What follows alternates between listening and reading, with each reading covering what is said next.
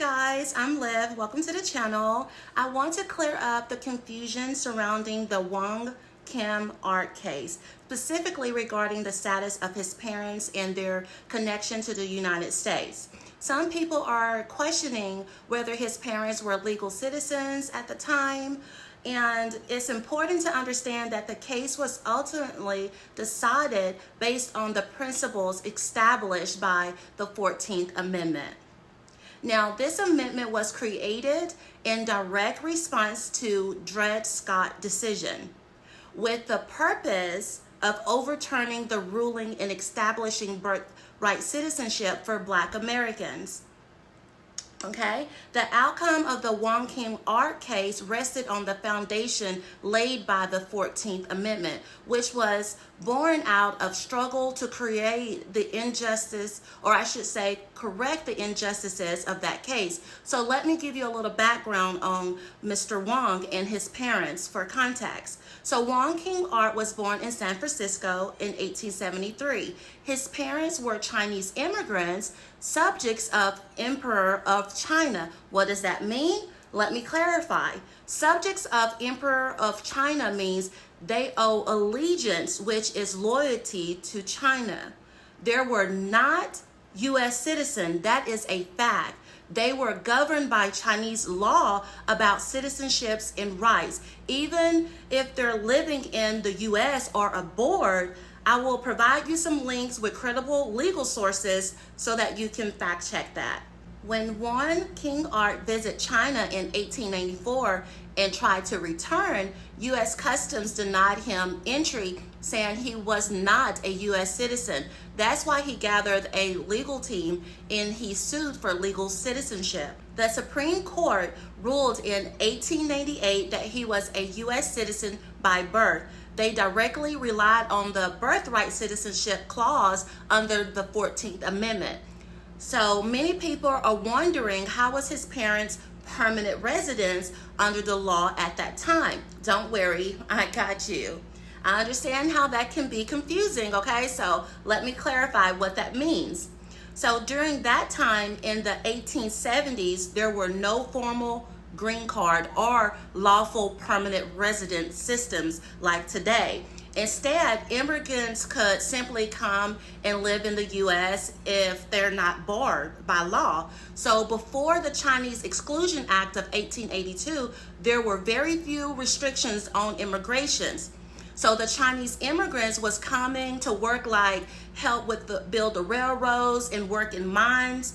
That's what Black people were doing at that time, but Black people were legal citizenships, and that's what they start to want. And I don't blame them for that, but under the Chinese Exclusion Act of 1882 and later expansions, Chinese labor were prohibited, meaning they were banned by law from immigrating. So that law also meant that Chinese immigrants already in the U.S. were denied possibility of naturalization, which is becoming citizen. That is a fact. Okay, don't worry. I'll provide you with my sources. You're welcome. And to be perfectly clear, there were in a kind of permanent alien status, only allowed to live and work if they were here before 1882, but never eligible to become citizens. I'm not saying I agree with that law, but the Chinese Exclusion Act was specifically and explicitly aimed at Chinese immigrants. So hear me when I say this. When, like I live in the suburbs now, but I grew up in the hood with a single mom on government housing and assistance. And my experience with people, with Chinese people, was dismissive, degrading, and disrespectful. It's just disturbing how many of them and others mistreat a lot of Black people, and they would have never had citizenship if it wasn't for Dred Scott, which is a Black man, and Black Americans' 14th Amendment overruling. The thing is, people like them do not show any compassion to Black Americans, but they demand us to have compassion for them and others.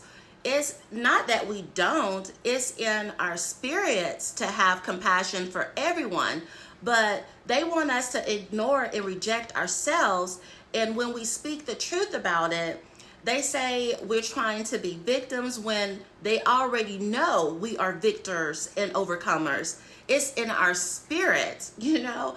They know our bloodline is wealth. They exploit and benefit off of our generational trauma and the blood of our ancestors. And I am now and always will be proud to be a Black woman because I know the truth and I know who and whose I am. My Lord and Savior Jesus Christ taught me that. I felt that in my spirit.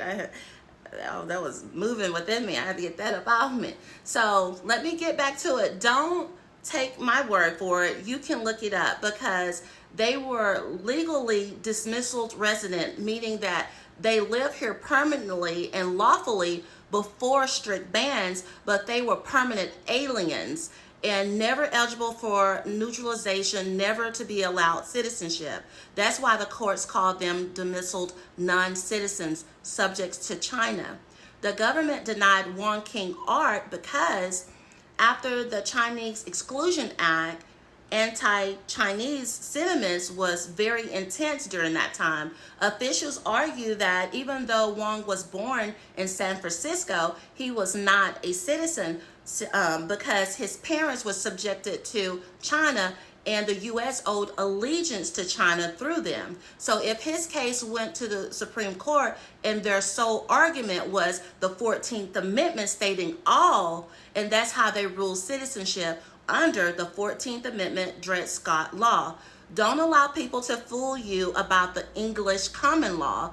That is the birthright citizenship law that reject Black people. That's the law that rejected Dred Scott and Black people, whether they were free or not from their citizenship. That is the case with Taney, okay? So they did not allow Black people under that English common law's constitutions. So after Black people fought in the Civil War and won, they overturned that Dred Scott decision. It was specifically for Black Americans. And everyone in Congress knows that. They just don't want us to know that. I personally believe it's coming up because God hears our ancestors' blood cries from this soil in heaven because of the blood they shed that's on this just soil. So it's their cries for justice for the inheritance they left for their descendants. I care about that deeply. That's why God is using Donald Trump, because even if he was an enemy at one time, my God will make your enemies your footstool.